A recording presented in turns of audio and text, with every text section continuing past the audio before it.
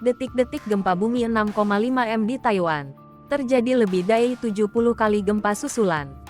Taiwan diguncang gempa bumi 2 hari berturut-turut pada Sabtu dan Minggu.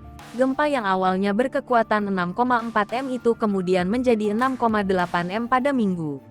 Akibat gempa tersebut, sebuah gedung bertingkat di kota Yuli dekat Kabupaten Hualien, yang ditempati permukiman warga dan toko swalayan, runtuh.